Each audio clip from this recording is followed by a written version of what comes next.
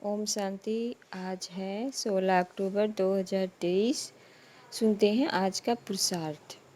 Heading है पवित्रता से ही निर्विघ्न यज्ञ चलना। भगवान, आज तुम बच्चे पवित्रता की राखी बांधो तो तुम्हें राजाई का तिलक मिले। कितनी बड़ी बात है। हमारी पवित्रता से सब धर्मों को बल मिलता है। हमारी पवित्रता धर्म स्थापन में बहुत बड़ी भूमिका निभाती है। बाबा धर्म की स्थापना करने भी आया है और राज्य की स्थापना करने भी आया है।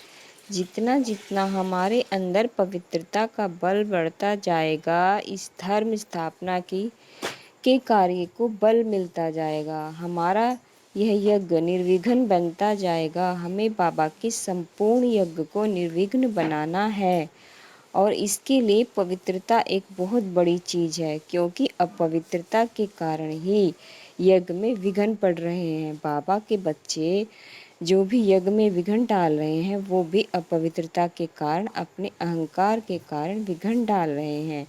जिनके पास पवित्रता का बल बढ़ता जाता है, वो काम, क्रोध और अहंकार पर विजय पाते जाते हैं। पवित्रता के साथ क्रोध और अहंकार को जीतना भी परम आवश्यक है। यदि कोई व्यक्ति ने ब्रह्मचर्य तो धारण कर लिया हो, लेकिन उसके अंदर क्रोध का उद्वेग अभी भी ज्वाला रूप में हो, तो उसे पवित्रता का बल कभी प्राप्त नहीं होगा। चाहे वो पूरा जीवन ब्रह्मचर्य पालन करे, उसके चेहरे पर पवित्रता का तेज कदापि नहीं आएगा। और जिस व्यक्ति ने क्रोध और अहंकार को जीत लिया हो, उसकी पवित्रता बहुत दिव्य बन जाएगी। उसके चेहरे पर दिव्यता आ जाएगी, उसका ललाट तेजस्वी हो जाएगा। तो हम बहुत ध्यान दें, पवित्रता के साथ इन सब चीज़ों को भी अपनाएं। लेकिन साथ साथ एक और महत्वपूर्ण बात, जो आत्मा बहुत पवित्र बन जाती है, वो सुखदाई हो जाती है। जो मनुष्य दूसरों को सुख दे रहे हैं, दुख हर रहे हैं, वही वास्तव में संपूर्ण पवित्र हैं। अगर कड़वे वचन से, अपने गलत व्यवहार से या दूसरों को तंग करने के संस्कार से हम दूसरों को कष्ट पहुंचा रहे हैं, वो बाबा के पास आगे बढ़ने आए हैं और हम उनका मार्ग रोक रहे हैं, तो हमारा मार्ग भी अवश्य अवरुद्ध हो जाएगा। हम कदापि आगे नहीं बढ़ पाएंगे। हमें याद रखना है, जो कुछ हम दूसरों को देते हैं, वही डबल होकर हमारे पास आ जाता है। हम दूसरों को सुख देंगे तो सुख डबल होकर हमारे पास आ जाएगा।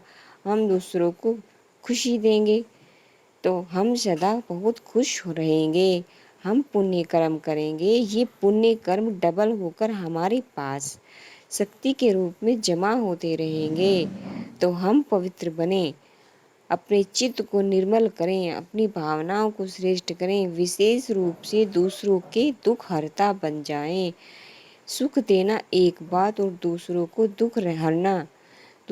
दुख हरना बहुत महत्वपूर्ण बात है।